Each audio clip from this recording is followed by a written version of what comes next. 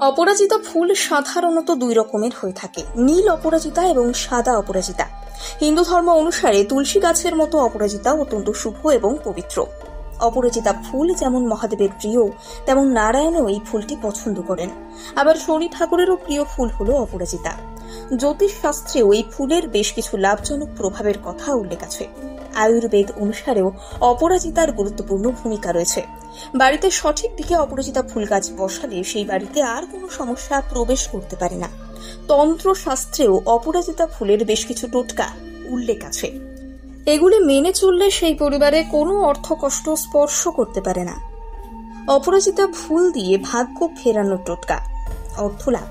যদি আর্থিক সমস্যা পিছু না ছাড়ে, কঠোর পরিশ্রম করেও যদি উপযুক্ত ফল না পান, তাহলে অপরাজিতার এই টোটকা আপনার জন্য উপকারী। প্রতি সোমবার উপবাস রেখে মহাদেবের পুজো করুন এবং শিবলিঙ্গে একটি অপরাজিতা ফুল নিবেদন করুন। এরপর রুদ্রাক্ষের মালা জপ করে মহামৃত্যুঞ্জয় মন্ত্র পাঠ করুন। এরপর বাড়িতে যেখানে টাকা পয়সা রাখেন, অপরাজিতা ফুলটা সেখানে রেখে দিন। এই কাজ করলে অর্থলাভ হবে এবং ধীরে ধীরে সব আর্থিক কষ্ট মিটে যাবে। বারংবার চেষ্টা করেও যদি চাকরি না পান, তাহলে ইন্টারভিউয়ের আগের দিন 5টা অপরাজিতা ফুল এবং 5 টুকরো ফিটকিরি আপনার নিজের আরাধ্য দেবতার পায়ে নিবেদন করুন। পরের দিন ইন্টারভিউ দিতে যাওয়ার আগে ওই ফুলগুলি নিজের মানি ব্যাগে রেখে দিন। এর ফলে চাকরির পথে বাধা দূর হবে এবং আপনি পছন্দসই চাকরি পাবেন। আপনার পরিবারে যদি অসুখ বিসুখ লেগে থাকে, তাহলে প্রতি সোমবার শিবলিঙ্গের পুজো করুন এবং মহাদেবকে 3টি অপরাজিতা ফুল নিবেদন করুন।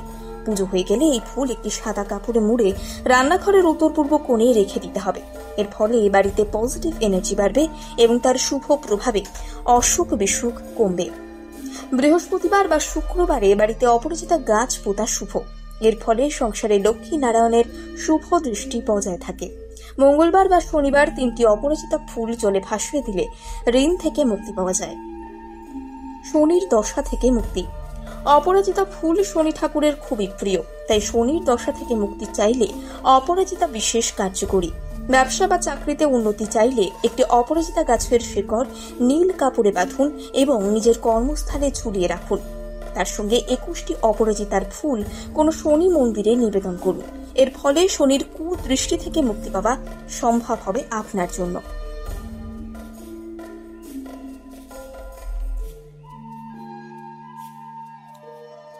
অপরাজিতা ফুল সাধারণত দুই রকমের হয়ে থাকে, নীল অপরাজিতা এবং সাদা অপরাজিতা। হিন্দু ধর্ম অনুসারে তুলসী গাছের মতো অপরাজিতা অত্যন্ত শুভ এবং পবিত্র। অপরাজিতা ফুল যেমন মহাদেবের প্রিয়, তেমন নারায়ণও এই ফুলটি পছন্দ করেন।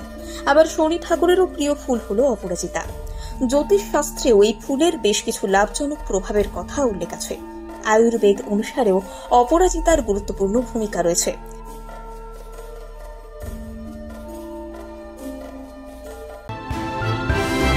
ভয় নয়, আপোষ নয়, শুধু সত্য খবর পরিবেশনার প্রত্যয়। সত্যম নিউজ।